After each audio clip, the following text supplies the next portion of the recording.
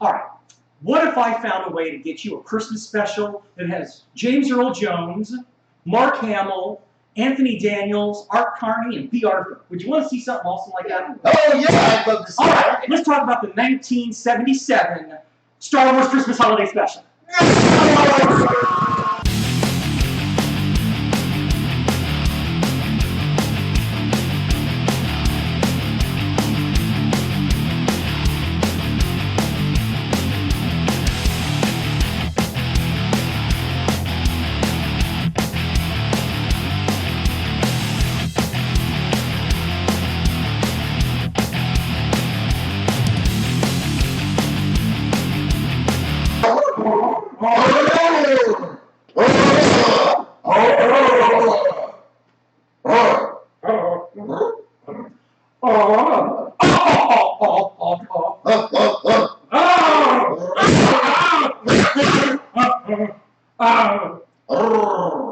If you think this was bad, we saved you a lot of time because that's the first 15 minutes of the Star Wars Holiday Special. It was a hard thing to listen to. That was a hard thing for us to watch. So, you got to see it. What did you think initially? What was your initial The first 15 minutes of it, I was just going, why would they throw this in there? There's no point for this. It was fine. If you look at a kid my age, I would just be like, what's the cool part? For context, you need to understand, the first 15 minutes is you're watching Chewbacca's wife, son, and father grunts and point and pantomime their home life for the first 10-15 minutes of the film. With no subtitles. You know, None. You have no idea. It's just grunting. Yeah. What was funny was when the mom pointed at the child to do the dishes, and this boy is like, I'm going. It was awesome. So there's that. During that time, though, there's we got to talk about the cook. Really? We want to talk about that weird cook? The weird cook. That cooking show made no sense. So yeah. so just like, let's throw it in there. the mother had to go ahead and go to the cook, and she wanted to make something. We have no idea what they're going to make. And There's she just turns on a cooking show, and now suddenly it's Harvey. Who was it? Harvey Korman. Harvey Korman, thank you. Is now playing a woman who we think is just a regular chef, which magically suddenly turns into a four-armed alien. Yeah. And that speaks English. that speaks English, yes, which is weird. Yeah. Because we haven't heard English up to this point. And in order for it to do it, this is supposed to be a comedy sketch. Okay. And the comedy is some of the most forced comedy that I have seen in a very long time, even though a lot of this is geared toward children. Okay? A lot of this is geared toward children. Okay. And I wasn't as. It was very interesting, but it was just the song that she did. There was a song. Yes. What was the song? It was beat, beat, stir, whip, beat, beat, stir. It gets stuck in your mouth. Pulling out all the hands. So one hand she was stirring, and one hand she was beating, and another hand she was whipping. Whip, beat, beat, whip, beat, stir, stir, whip, beat, stir, stir, whip. Okay, and What about the fourth hand? She used to sneeze on her. Yes, she had one for sneezing. And obviously the only reason they would do that is just to show she has a fourth hand. That was it. And, of course, all of this, I hate to say this, was in blackface. Was it in blackface? Oh my god, I have to go back and see that now.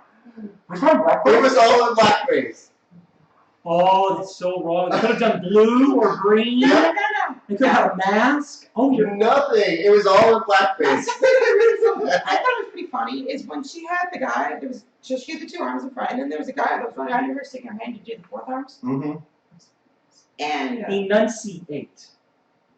okay, so he was trying to serve her like the soup to taste it, and it just kept going everywhere except her mouth. It was like a bad improv. It was At a that bad point. Yes, it was. Like,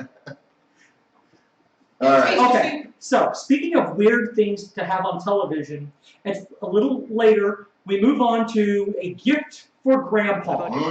The gift for Grandpa. There's a trader being played by Art Carney who brings over what I'm going to assume is a memory stick for a holographic sort of massage chair. Yeah. And he plugs in this, but he doesn't. But when he hands it to him, he's like, "I've got a present for you, Grandpa. You're gonna like this." And he ushers Grandpa into this massage chair, and Grandpa's like, "Are you?" And you get the mask on Grandpa was like, "Are you sure?" Because the eyes are like, "I'm gonna do this." Has a smile, but the eyes are like, "This is gonna get really awkward in a second, isn't it?" And I'm like, "Yeah, it is, buddy. Yeah, it is."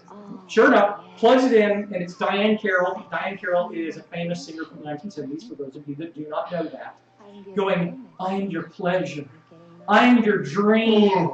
I'm everything you've ever wanted to be." And I'm thinking, he brought her porn. This is the weirdest Santa baby. And I'm going, wow.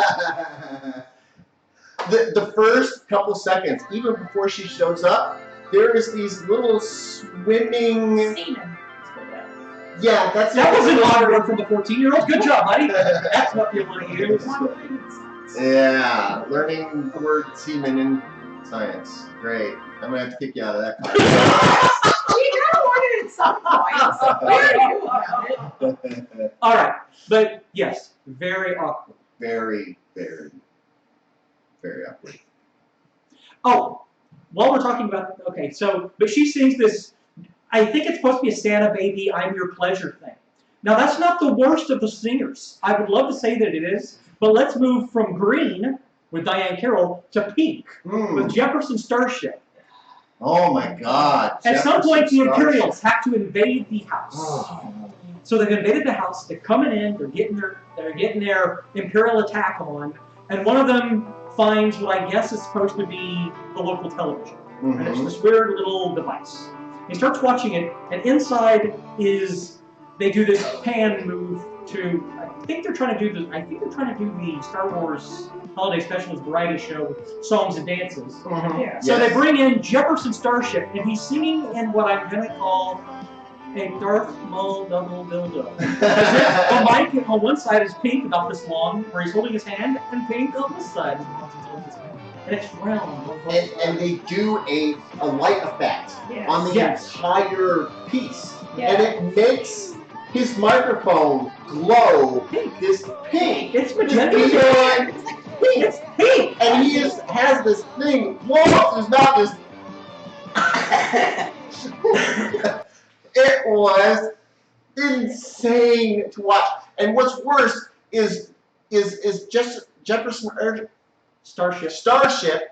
It's not even one of their more famous songs. Nope. It just seemed like one of the random songs they had in the album. Which one we will do? We don't care. It's a B-side of a bonus. It's a B-side of a bonus. Oh my God.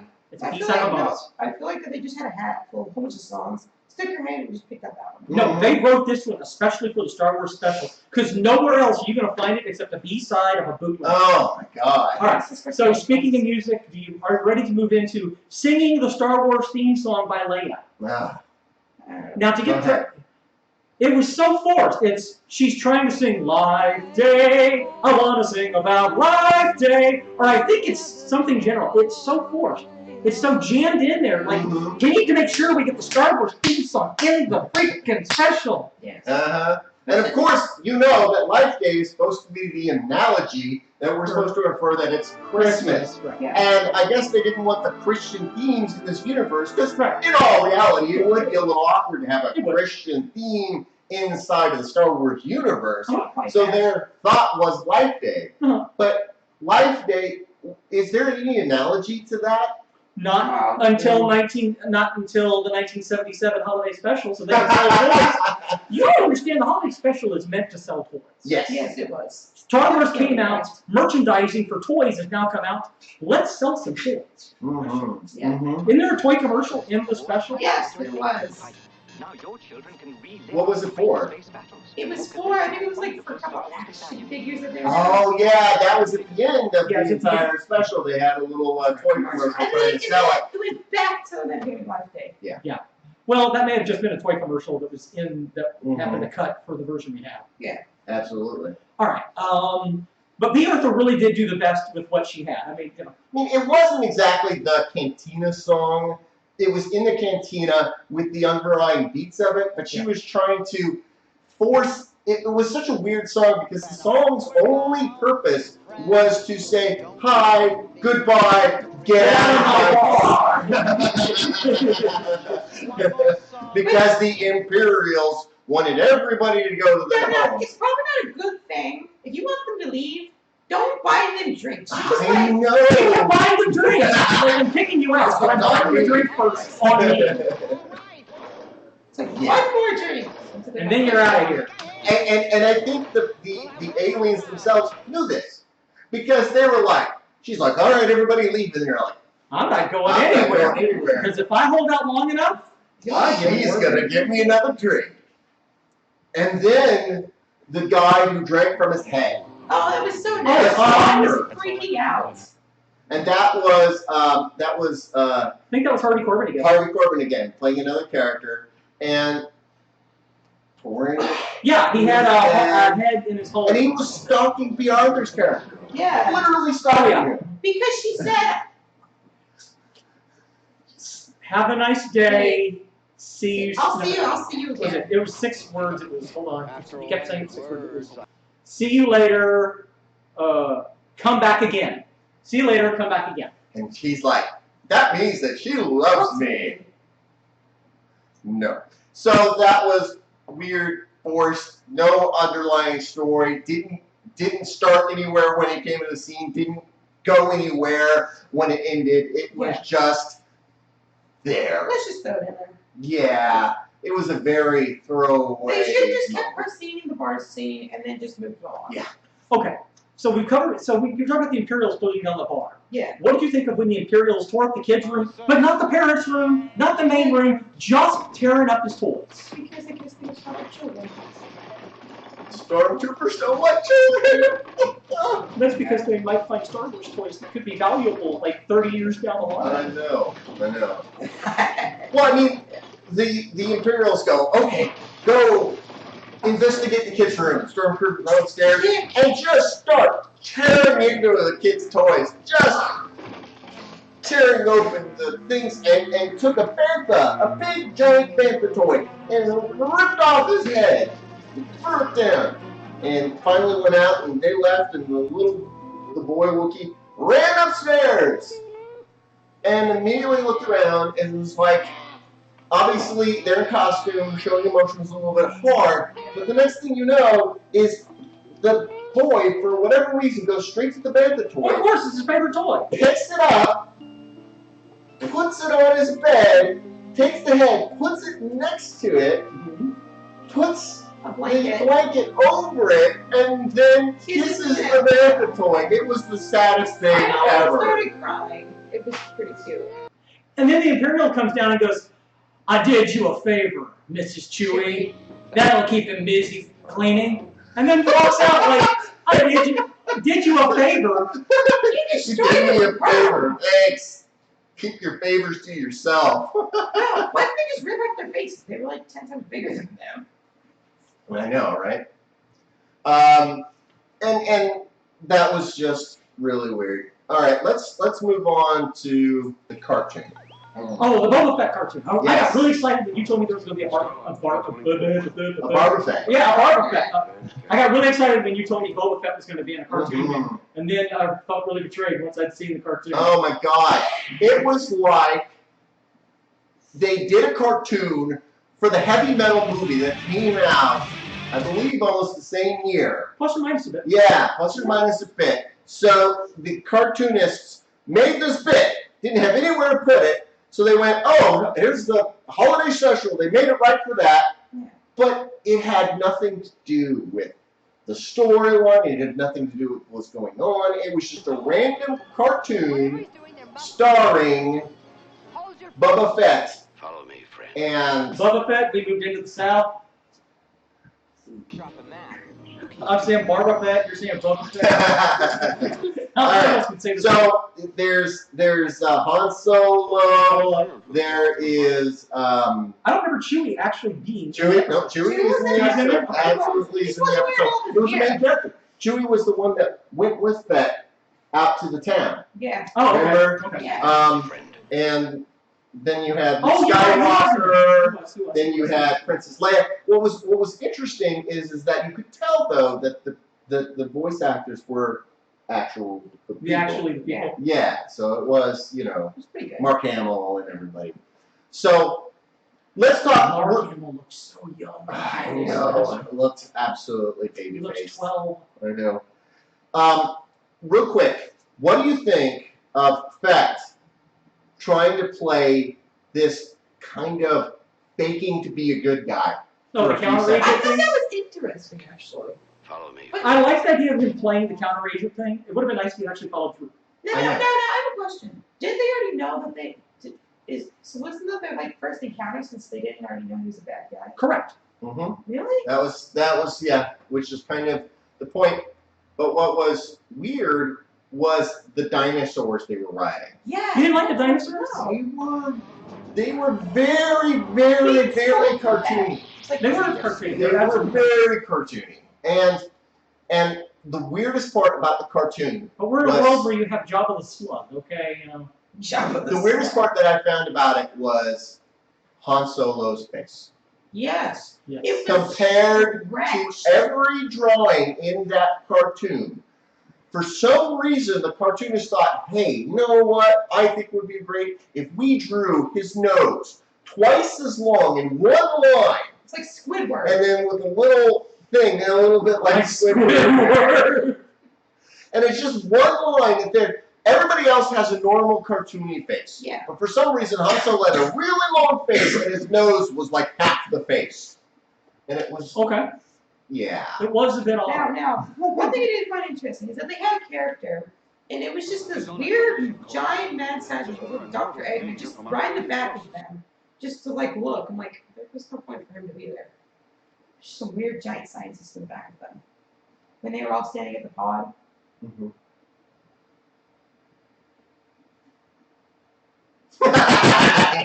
This is that dramatic moment where we all look at it and go, oh. Oh, sure. Okay, so are we ready to talk about the building machine of the robot? Well, it could be, none of this, to me, none of this was in the entire special inherently funny. No. It felt like you were laughing because it was so bad, but you weren't laughing because they actually told jokes that you could Wait. Yes. There's a movie called that. It's called Sharknado. You know, and that's kind of the whole point. Now, the building So there was no machine, cohesiveness. yeah, there was no cohesiveness as far as the comedy is concerned, even though it's supposed to be a big comedy, Yeah. cohesion to the comedy. Now, the building machine was basically the little Wookiee was building a transmitter. Didn't know how to build it. Was a transmitter. And so he didn't know how to put it together. So there is a how-to video. And just like the cook that we talked like at the beginning of this episode that we're talking, randomly now suddenly Harvey Korman comes up. There's a lot of work in this. I know, right? So it's Harvey Korman again. And he's now suddenly showing a little Wookiee on how to build this machine.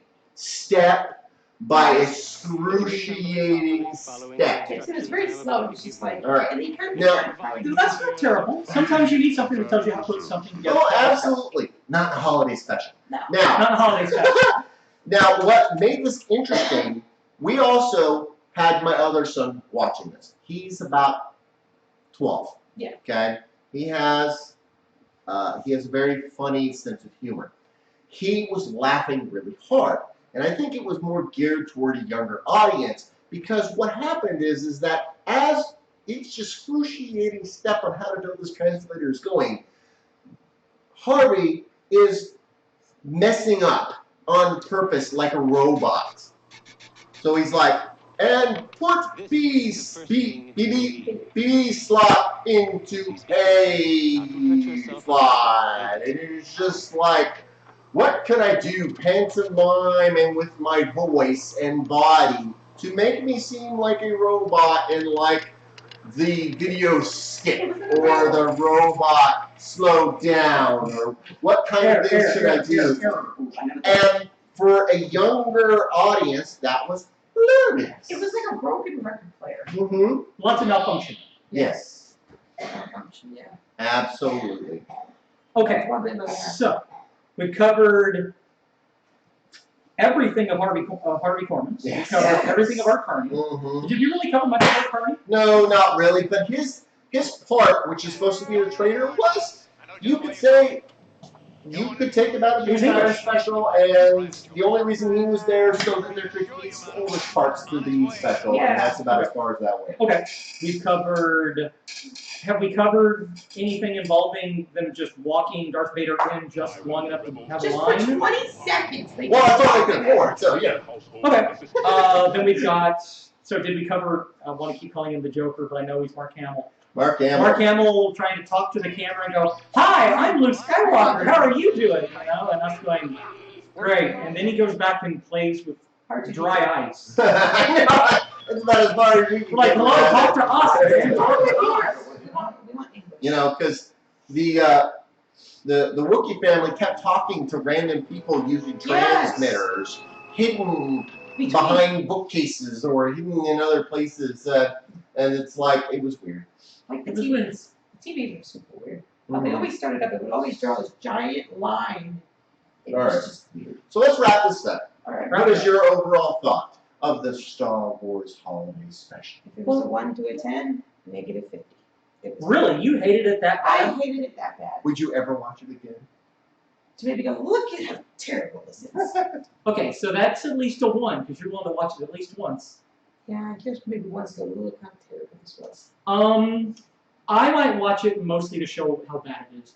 Yeah. I have seen several Christmas specials. I've seen some that are good. I've seen some that are bad. It's pretty low on there. Is it? Yeah. It's pretty low on there. See, the problem is I really like Star Wars! It's very hard not to insult Star Wars. I know. I really like Star Wars. But you're asking me a real question, so I gotta be honest and say that my answer's probably, yeah, it's gonna be like a 2, man. A 2. Woo! Up there. Well, I give this 100. Wait, 1 to 10? 1 to 10. 10 All right. being wonderful and 1 being bad. 1 long 15-minute Wookiee roar! Don't, yeah. Alright, so I'm Captain Blackheart. I'm Anexandros. I'm Minion. I thought you were Magic Minion. I just like it. And you watched Nerdbeards. Thank you for watching. Thank you for watching. Yeah, I appreciate it. Thank you. Happy Life Day. Happy Life Day. Happy Life Day. This spirit, you'll be celebrating Life Day before you know it. Stop that ship!